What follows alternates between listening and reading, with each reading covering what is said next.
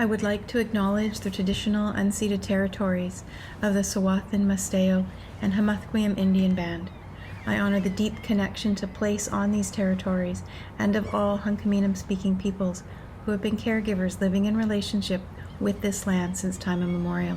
As a learner and a visitor on this territory from Haida Gwaii, I am grateful to have the opportunity to grow and engage in the teachings of reconciliation in this special place. I am making a commitment to continue my own learning of this place and to work for an equitable world for all Indigenous and marginalized peoples.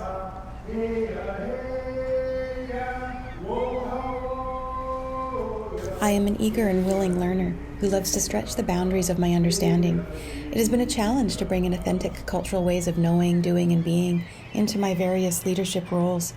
I am reminded of the importance to begin the learning from my own strengths and to be authentic in my words, my actions, and my curiosities.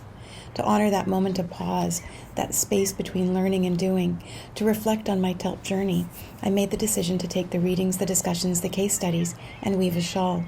This experience has allowed me to draw on my own identity, my natural way of connecting learning to the world around me, and share through metaphor how TELP is allowing me to transform my thinking and to weave my equity plan. From the individual patterns to the hand-dyed and spun wool, each layer tells a different story. The ombre of white and yellow remind me of renewal, of warmth, of hope. The concentric diamond pattern allows me to see how my own learning journey takes different paths in and out and are redirected but always connected. The pictographs on the anchors of the shawl are connections to 6 stories of thinking that have allowed me to grow, learn, and remind me to step into curiosity wholeheartedly. In Haida, the word for curious means to be actively searching or looking around to see. Each pictograph represents a layer to understanding how I can look around to see equity in my district. Balance, or an awakening, reminds me about the influence of stories, about creating a space for all stories to be told and heard. Through the lens of equity, I am reminded of the importance to be aware of how stories are influenced and interpreted. How do we place ourselves in the equity story and understand what space that story creates? By creating a narrative of lived experiences, I hope to transform and connect the voices of equity next year. North Star draws together community and relationship using lived experiences to draw on interconnectedness and develop brave learning spaces. Taking equity from the silo of Indigenous education to a district vision will take a community. It requires courageous leadership to stay open, vulnerable, and lift the voices and experiences of others. 4R, 4E, recognition, respect, relationships, reconciliation, efficiency, excellence, equity, and ethics are at the core of my decisions. This system of learning and decision-making needs to be a shared responsibility in which everyone understands the culture and history to provide a space for trust and relationships. I'm drawn to the words of Nairn Searcy, that living realities allow for community connections and relationships and the value we place on caring for each other. ECOTONE, the space between, a space that is rich, diverse, and transformative, that can feel forgotten in the work of Indigenous education and equity.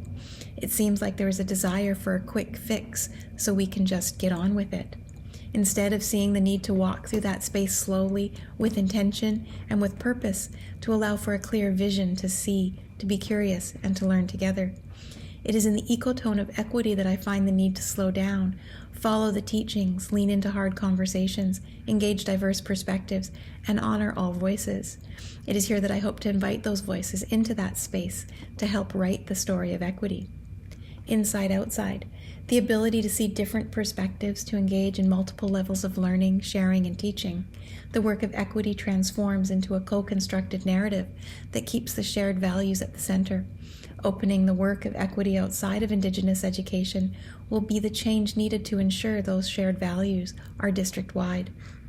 The compass point, the pivot point, a need for true transformation and change based on a shared moral purpose, cultural respect, and right relations.